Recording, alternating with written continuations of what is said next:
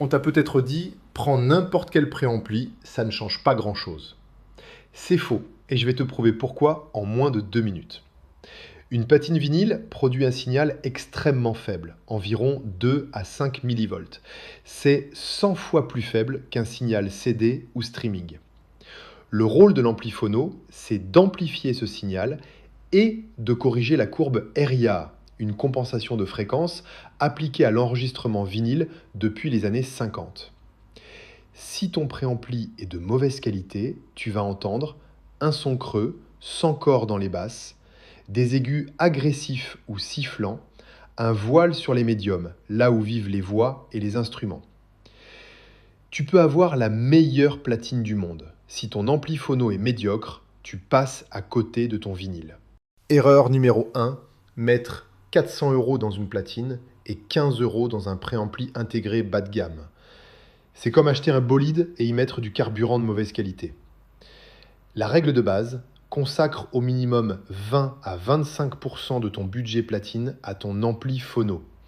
Tu as une platine à 300 €, vise un préampli entre 60 et 80 € minimum. PAS 19,90 €. Erreur numéro 2, celle que même les audiophiles expérimentés oublient. Chaque cellule vinyle a une impédance optimale. Si ton ampli phono ne correspond pas à cette impédance, le son sera déséquilibré. Concrètement, regarde les specs de ta cellule, cherche la valeur en ohm et vérifie que ton préampli peut s'y adapter. Certains amplis haut de gamme offrent des réglages d'impédance. C'est un vrai plus. Erreur numéro 3. Ne pas vérifier le rapport signal sur bruit de l'ampli. Un mauvais préampli va amplifier non seulement ton signal vinyle, mais aussi tous les parasites électriques. Résultat, un souffle permanent, un ronflement de fond. Ce n'est pas ton disque qui est rayé, c'est ton ampli. Alors qu'est-ce qu'on regarde concrètement quand on choisit un ampli phono ? Premier point, MM ou MC. La plupart des platines d'entrée et milieu de gamme utilisent des cellules MM, Moving Magnet. Vérifie que ton préampli est compatible. Deuxième point, est-ce qu'il a une alimentation externe ou intégrée ? Une alimentation externe réduit les interférences. C'est un bon signe de qualité. Troisième point, est-ce qu'il offre des options de gain et d'impédance réglables ? Même à petit budget, certains modèles proposent cette flexibilité.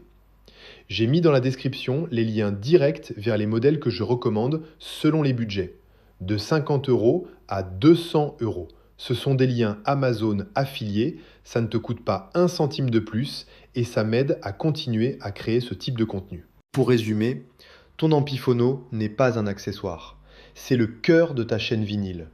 Budget mal réparti, impédance ignorée, bruit de fond négligé, ces 3 erreurs détruisent silencieusement ton expérience d'écoute. Dans la prochaine vidéo, on va parler d'un autre élément que 90% des gens sous-estiment, encore plus. Et tu vas être surpris de ce que c'est. Si cette vidéo t'a appris quelque chose, un pouce en l'air, ça prend 2 secondes et ça m'aide énormément. Abonne-toi pour ne pas manquer la prochaine vidéo et dis-moi en commentaire quel ampli phono tu utilises. Je suis curieux. À très vite sur Platine Vinyle.